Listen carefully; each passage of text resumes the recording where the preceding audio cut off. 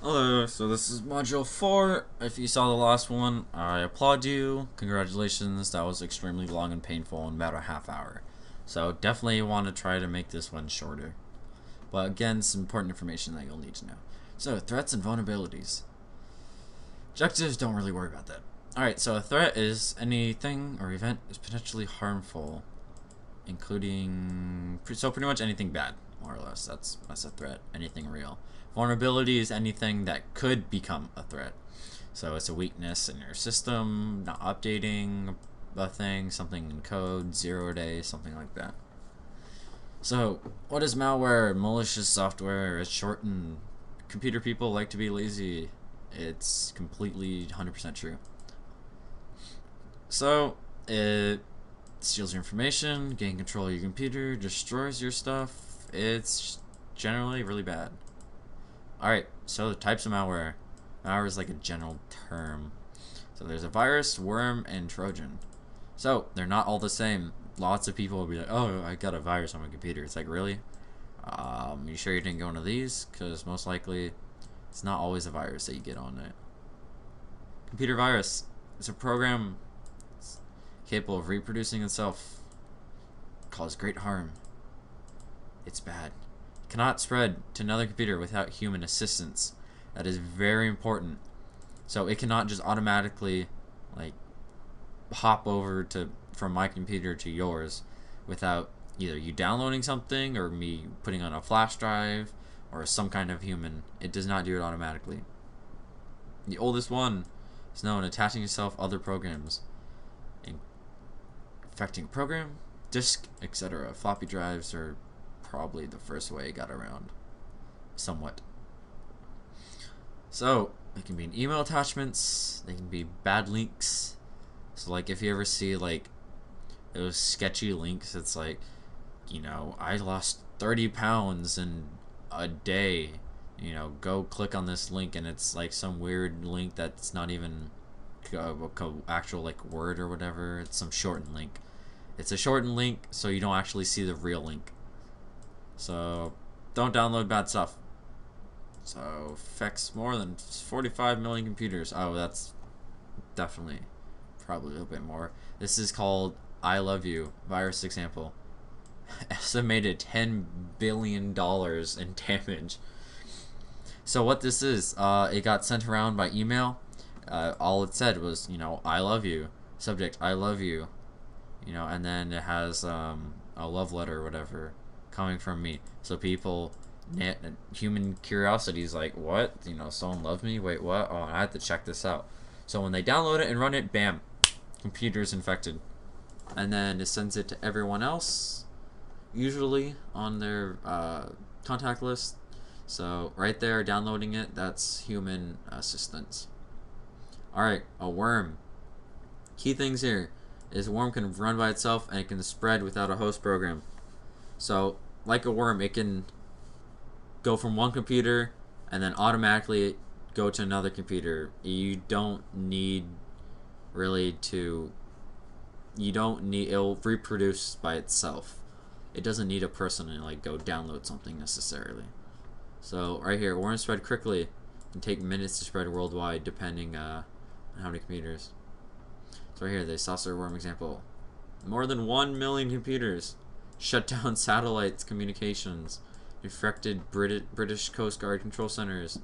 Delta Airlines, companies, governments, banks, hospital, X-ray machines, at least one of them. Hundreds of millions of dollars. And exploited network vulnerabilities and did not use email to propagate. So it doesn't need to be email all the time. It could just be simply, you have the default password on your computer. Like we said before, you didn't change it or something. It will search for all, it'll start just searching down the list of computers. Oh, if it sees one, if it tries in and it gets in, then it'll infect that computer, and then it'll search with that computer, and it's kind of like a snowball effect. So how did you get infected? So if you haven't updated your programs or Windows, email attachments is a big one. So if you win like the Nigerian lottery or something, trust me, you haven't actually won it. I'm sorry, but you won't get your millions of dollars of inheritance money from some African king that you've never heard of. malicious website, again, or downloaded shared programs, media, document file.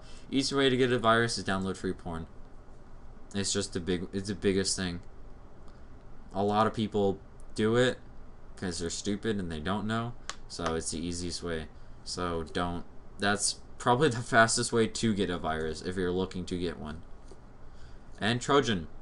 So if you know any of your history, it's more or less, it's just a program that, like, hey, download this, computer cleaner, or this Minecraft or something. So it's supposed to be one program, but it actually has a hidden, like it says, hidden or potential malicious feature. So, it might even run the specific program that it's trying to be, like, say, a keygen, if you know what that is, or a cracker, or Minecraft, or, computer cleaner. It might actually run it, or it might be fake. But especially if it runs it, you're like, oh, it works. But it might be a Trojan, so you better watch out. How do you get infected? Again, you download peer-to-peer file sharing. Okay, definitely not Napster. They don't know what they're talking about. Napster's not even around anymore. Big one would be Torrent. Torrent, I don't know why they put Napster there. Again, downloading email attachments. Honestly, I get literally 0 spam. I've gotten one, like, fake Russian Viagra thing or something email. But for me, it's not a big thing. Then fake software download. Again, if you're torrenting, that's probably the fastest way to get a virus. So there are other things. Let's see. Antivirus is promoted. They spelled antivirus wrong. Or what? Antivirus is promoted through use of Trojans that come from fake online. Yeah, so... Okay, I'm not sure what they're trying to get. Trojan example, okay. So yeah, usually some of them are like... If it's some shady, like, antivirus or malware scanner or computer scanner or registry scanner or something, don't download it, because it's just really weird. Like, don't trust a lot of security tools unless it comes from like Microsoft or someone really reputable. Like, if you have to download it off some weird site or something, it's bad. But there's many different kind of bad things that there can do.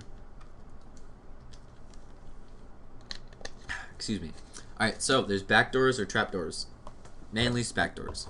So all that means is they install backdoors. So if anyone say I install a backdoor in your computer, so I can access your computer remotely, remote access Trojan or rat. Rat is what hackers use. Other people just say like remote access or backdoor. But if I install a rat on your computer, then I can access your computer anytime I want without you knowing it. It's exactly what it sounds like, a backdoor. Logic bomb or time bomb, pretty much that says if, like, on, say, one of them was, it wasn't 9/11, it was something, it was some virus that spread around. It's like, on this certain time, do this. So on this certain time, delete, format hard drive, which just means delete your hard drive. Or logic, like, if this or that, like, if they have there's certain variables, so like if this or that is met, then do this. Keylogger, it will track all your keystrokes. So if you type in www.bankofamerica.com and then you type in your username and password, it'll get that. And then it'll send it to the hacker, and they're like, oh, look, Bank of America, that's their bank password and username. So bam, your password and username and credit card information and everything. Keylogger is fairly common. There's a lot of keyloggers out there. And then spyware and adware, it'll just pop up like ads like, hey, go to this sketchy site and buy like Viagra or something. I use that example because that actually is what a lot of spam is. So like I said, a backdoor is pretty much just allows me to access your computer remotely, and I have full control, and you probably will never use it at all. Oh, really? I didn't even know that. Backdoor example: Energizer's USB charger software allowed unauthorized remote access. So it says rogue code, and it listens on TCP port, which is a type. You don't need to really worry about that right now. Port, which again you kind of don't really need to worry about, is just like you can imagine it like the computer contacts your computer through this certain port 777, which download, execute, transmits file. Pretty much is don't plug in anything really weird to your computer and you'll be fine. And then, like I said, logic or time bomb, it really doesn't do anything unless either a certain time is met, like a certain date or whatever, or if a certain variable is reached. And then logic bomb example, Freddie May employee accused of planting computer time bombs. There you go. It says there's hidden malware code in a server that programmed to become active on January 31st. The only time people usually do this is to make political statements, like say evil hackers make everyone's computers blow up on 9/11, or some, usually it's like a religious holiday or certain event for some government or something like that. Usually people don't do that because that's kind of useless unless they're trying to make some kind of, usually political statement or whatnot, called hacktivists. So like I said, a keyboard or a keylogger, just like if you type in something, hello, my name is Daniel, or anything you type in, it'll capture it. Mainly used for emails and online banking passwords and stuff. People hack just to get your banking password and credit card, so be very careful. That's one of the top things they get, or at least look for. There we go. Example: United Nations hit by a keylogger and Trojan attack, because they're really bad. All government security is really bad and kind of a joke. So system admins keyloggers aren't necessarily bad. Keyloggers can help you find out what took place in a system in your absence for system administrators. Usually it's pretty much just for, it's not, I don't want to say spying, but like parent monitoring, personal user, internet cafe. It's pretty much just to see what people are doing without standing over their shoulder. So if they go to some bad website or something like that and they delete, they go in on incognito mode or delete their history or something, you can still see what they wrote, or aka typed in. And spyware, adware. Spyware gathers your information about computer user. Not necessarily, I guess it could get your credit card numbers and whatnot, but usually it's like cookies and whatnot. That's kind of considered spyware to a certain degree. It tracks what websites you go to. It sends it to advertisements, and then if you ever notice, there's personal ads. So it's how do they know that I'm into paintballing or airsofting or this or that certain thing or whatever? How do they know that? Because they can track where you go and what websites you go to. And then adware, it's just annoying pop-ups usually. I had it once on my computer. Every time I could start up my computer, there'd be Internet Explorer windows popping up about this thing. It's just really annoying. Alright, so how are compromised computers used? So a zombie, if your computer is a zombie, it's part of a botnet. So a botnet is a collection of computers. It can be anywhere from a few hundred, or maybe a few hundred. Will definitely take down just about any non-super big website if you DDoS it, and which is denial of service, which I'll talk about later. So zombie computer just means that your computer is in a botnet, and there's been botnets with millions and millions of computers. So a botnet is pretty much, alright, here we go. So what you have is a botnet, so your individual little zombie computers here. Then you usually have a couple command and control servers. You can have up to a few hundred for really big ones, and then you have you can say this is the one dude. So this guy controls every single computer. So he sends his command and control server hey, go attack this website, or go do this or that. And then command and control servers relays it. Instead of him going out to individual thousands and thousands of computers, he sends it to the command and control server, and then this sends it out to all the computers there. So like I said, denial of service. So this is DOS attack. It's mainly used DDoS. DDoS is when multiple computers do DOS. So it denies access to the system or information consuming resources. So what it means, I'm pretty sure I did a video on this also. So you have a server over here and you have your computer over here. So how it works when you get a website is your computer goes to the server and be like, hey, I want the information, and then the server is like, okay, so you want the information, right? And there's like, yeah, I do. So, and then it starts sending it over. So what a DOS attack usually is, there's different ones, but the most common one is where the computer says, hey, I want to connect to your website, and then never does. It's called a 3 handshake. You don't need to know that, but it's called a 3 handshake. It only starts a handshake. It never finishes it. So this leaves a server over here with, it can be up to hundreds and hundreds of different requests like a minute from the same computer. It's like, hey, I want to access your website. Hey, I want to access your website. Hey, I want to access your website. So this one is waiting for the computer to finish it. So it'll have hundreds of requests from one computer. So if you have thousands of computers sending hundreds of requests of accessing it, it's going to use the CPU and the memory and the bandwidth and whatnot, and it's just, the server is just going to get overloaded, and it's just going to not be able to handle anything, and it won't die, but it'll just not work until it's all done, until it's done getting attacked. And then spam, there's something, a stat like 70%, some extremely stupid high number is all spam.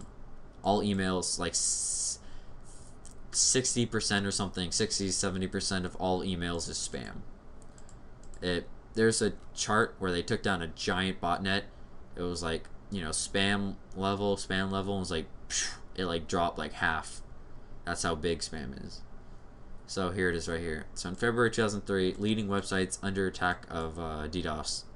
Big name companies such as Yahoo, Buy.com, I don't know who goes there, eBay, CNN, Amazon, E-Trade, and whatnot. I think that was supposed to be a video, but yeah. Alright, and then social engineering. This is the most common and the easiest way of doing it. So any act of manipulating a person into performing actions. Blah, blah, blah, blah.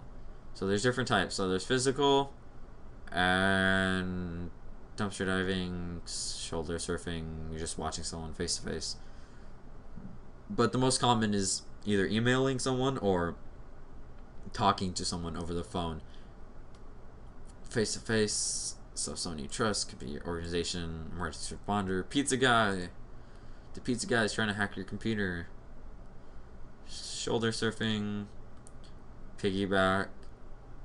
So it's not necessarily even computer, it's just normal security. Like if you ever like went into a gated community in your car, and then there's like that, always that one guy that's right behind you that might not have, or might not be able to get in otherwise, so he just like follows you in through the gate while it's open. Dumpster diving, you go in a dumpster and look for papers and whatnot. And then phishing. So what this is, phishing is usually over phone or a website or whatnot, but what it is, here, I'll give you an example. Alright, I want a password of somebody.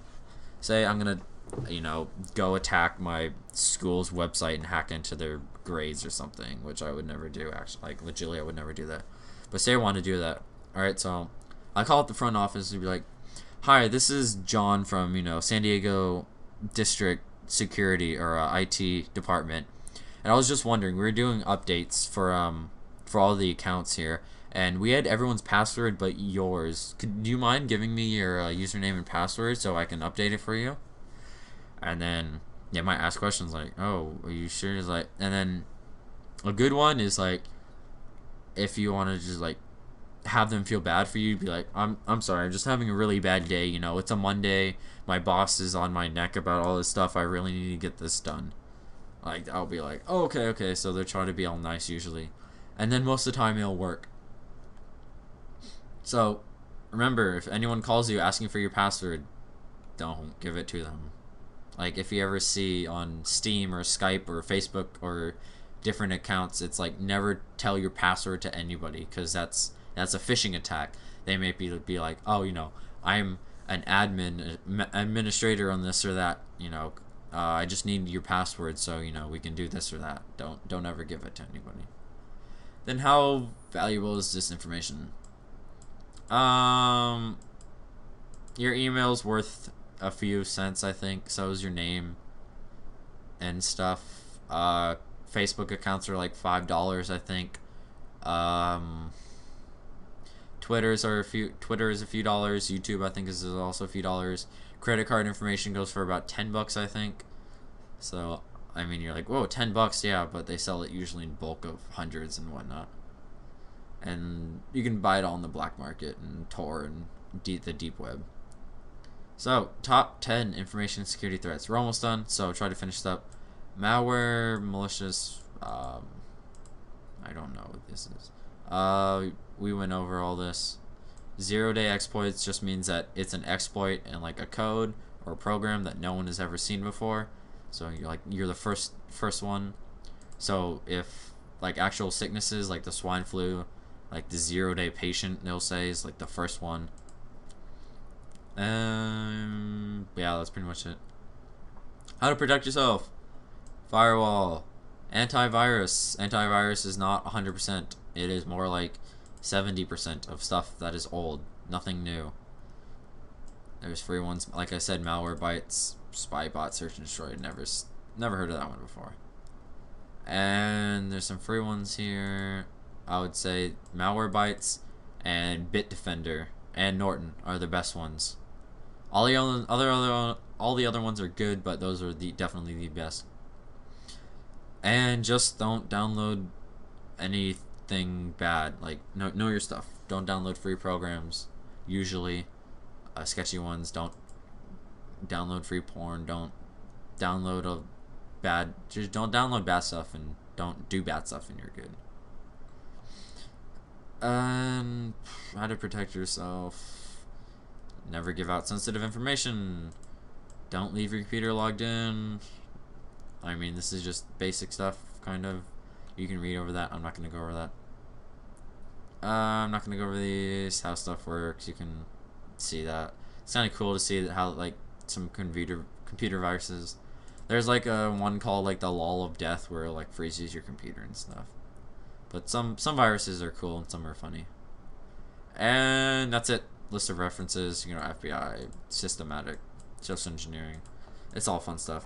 So hopefully you learned something about there, and I hope if you have any questions, like I said, message me on Facebook. If you don't go to scripts and I don't know who you are, leave me alone. Please don't talk to me. But other than that, I hope you learned something. So thank you.